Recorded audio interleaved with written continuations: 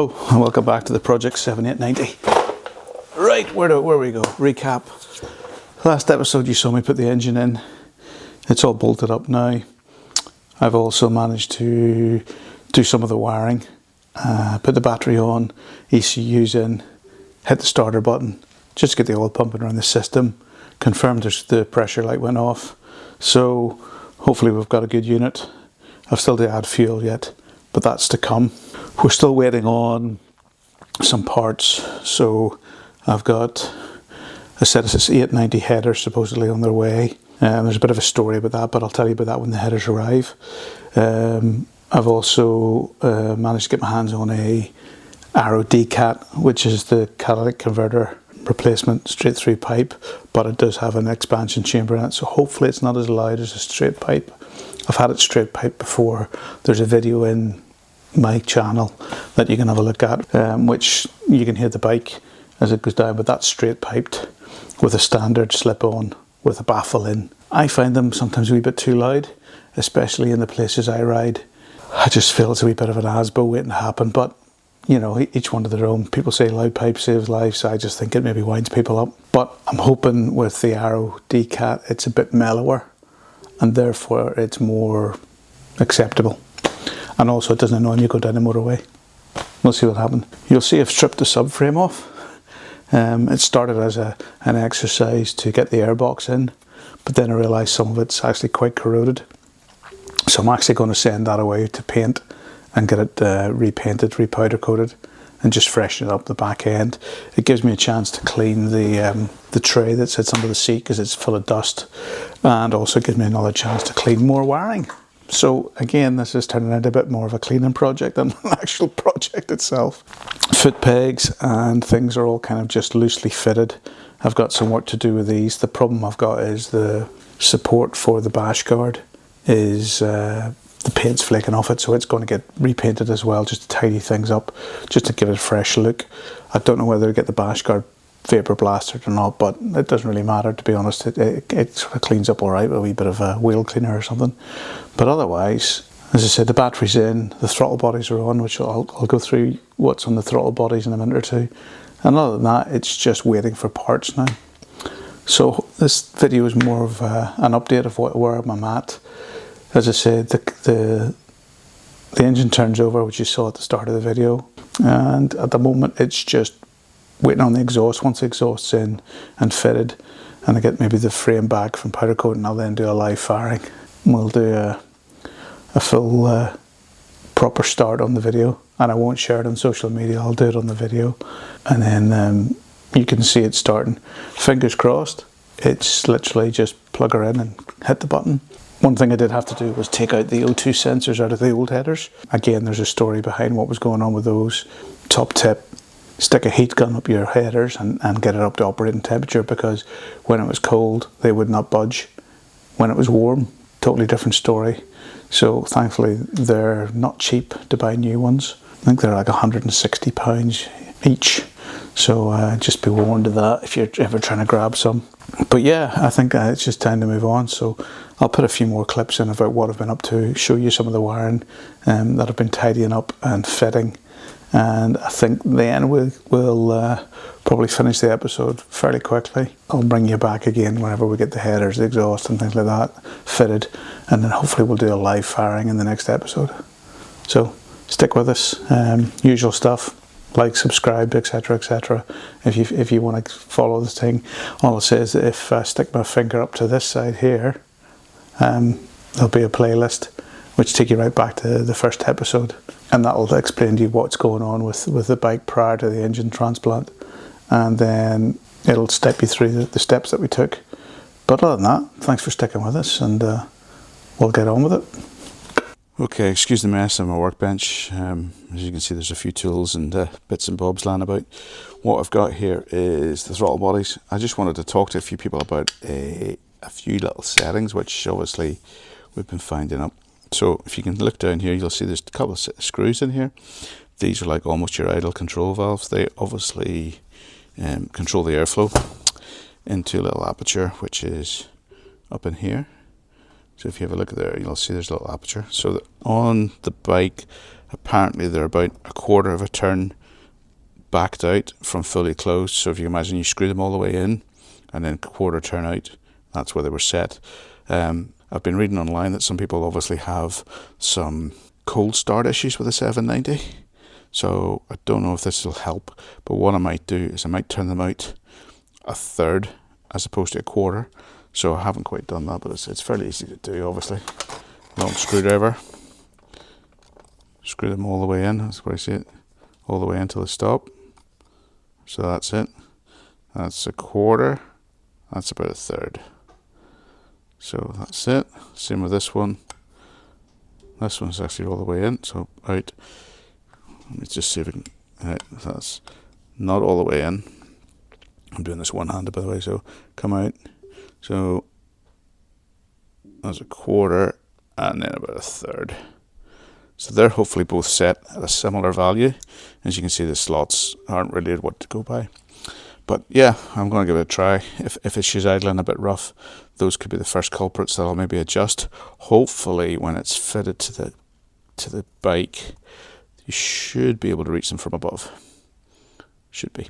Anyway, that's the plan.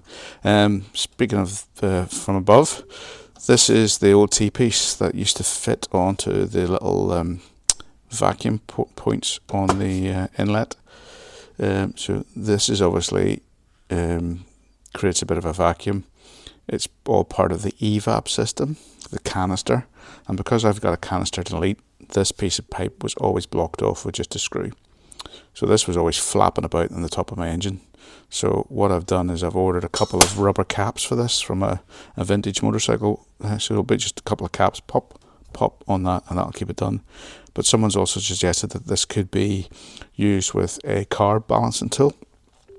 You could put two pipes in that, put it into a carb balancer, and then adjust these screws to get the balance right. So that could be something I do in the future. But at the moment, it's all about just getting the bike running. If it's running a bit rough, this could be something I'll look at. But that's the carbs done. Or the throttle bodies, I should say. They're still a bit dirty. I probably need to get some proper brushes. You can see the dirt in there if I wanted to give it a proper clean. And I'm going to get some Brasso or something similar in here, probably now, just to give these a bit of a clean, because I've used about a ton of carb cleaner on it and I'm still not quite happy. I think they can get a bit shinier. I think the bike deserves that. Okay guys, right, I think that's enough for the throttle bodies today. Okay, hopefully you'll be able to see a bit of a difference. That's after a few minutes of cleaning. I'll zoom in on that one. It's tidy enough. It's just got them looking a bit more thing. In case you're wondering, I used this product here called Never Dull Magic Wadding Polish. I've been using that since I raced BMX in the 80s to polish silver stuff up. So yeah, seems to have done the trick. Just got rid of that tarnish a bit. They're never going to be perfect. I mean, they're 34,000 miles, 6-year-old.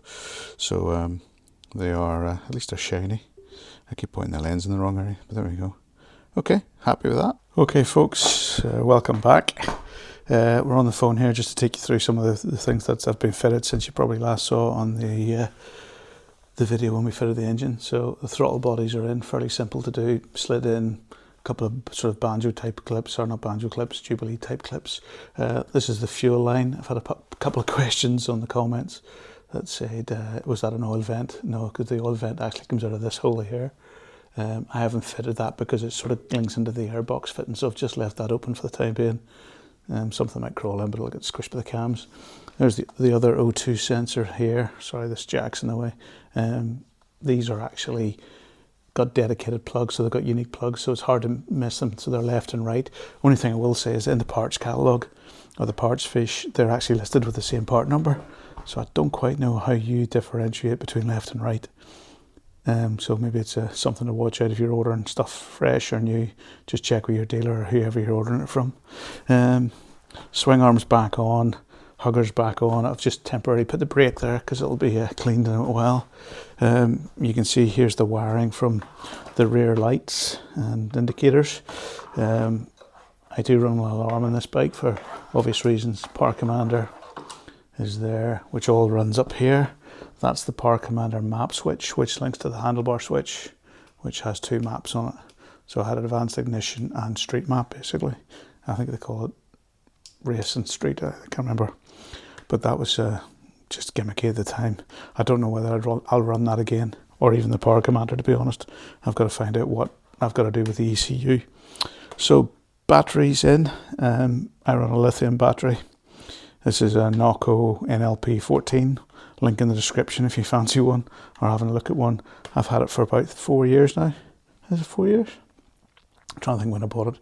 Yeah, it's probably about 4 years. It's never missed a beat. I do keep it charged when it's the bike's parked. It is on the charger, so you get a wee Genius small charger, just fits in a standard 3-amp plug. Wired into that, we have, this is just a relay for the air horn and a relay for the CAN bus system, which is a CAN Smart from Denali. That's for my lights, my Garmin power and my phone power. So that's what runs off that, and that's all tucked in here. It all gets hidden away once the tank is on, it sits on top. So that's that, and that's the relay for the horn. And then the rest of this cabling is just all waiting for the exhaust to go on, because the exhaust obviously comes around, and I've just got to make sure it's away from the heat. The exhaust will obviously go in here. I fitted new studs, if you can see them just there with the fresh copper bolts on them. Question for anyone, if you know what the proper way to put these bolts on. They only seem to screw on straight from one direction. So if anybody can tell me if that's the correct orientation of those bolts, that would be brilliant. If you put them on the opposite way, they go in skew with. So any advice, greatly appreciated. And apart from that, I think that's really all I've been doing. I mean, lots of zip ties. I've been trying to keep this as OEM as possible. It's been really good to use things like Rottweiler Performance's videos. They have lots of videos showing things like a canister delete, how to fit various things like a power commander. I've used those screen grabs to get the layout of the cables virtually as OEM as possible. There's a few extra things that still needs to be tied up, but I've tried to zip tie stuff. Like these are the coil packs here, and these are where the canister delete stuff used to be. So I've tried to keep everything standard. I think that this goes on to the back side in there. You see there's a little spade, silver spade there. That slides into that, so that'll go in there and get tidied up. But otherwise, I've tried to keep everything routed as OEM as possible. You can see in here all the sensor plugs are all plugged in. Hopefully the same original routing. The throttle bodies I've tidied up. There's those little kind of valve cup or vacuum caps I used that I mentioned in the video earlier. So yeah, that's all kind of there. It's just waiting to go. It's just getting cleaned up. So over here we've still got the spurs bench, as I call it. There's the rear end. I've still got to clean that. I'll probably do that tonight, get it cleaned up and stuff like that. Here's the headers I was talking about. So excuse the rattle. The headers on the 790 are, to give you an idea, are 34 mil across here. The headers on the 890 apparently are 38 mil. So when you do your 2 pi r squared and you work it out, the area volume of those pipes for the first two branches is probably about 20% less on the 790. So it just gives you an idea that the 890 pipes are designed for the 890, because you think about it, there's probably 10%-ish more air coming in because of the extra volume. So you're talking another 100 cc, and it needs to get out some way, so that do have extra volume on the outside. So I'm going to run those because I'm concerned about exhaust gas temperatures, and that's one of the reasons why I've thought about the decat, is I'm trying to get the heat out of the front of the engine as quick as possible, because that may have been a cause to why my piston went pop, running it too hot. So and that's another reason why I've tried to keep above the head as clear as possible. Speaking of heat, the radiator, I mentioned this briefly in another video, that this bit here seems to be corroding quite a bit. It's flaking basically. You can probably see it just breaking up. I am looking at options to maybe get a better radiator for this, so I've just got to explore if any suppliers can either make one, or there must be a market to have an aftermarket radiator for these bikes, considering there's so many of them on the road nowadays. Okay, so I think that's more or less it. What I've got to do now is basically, I'm tidying up today, so that'll be it. So hopefully you like this as a bit of an update.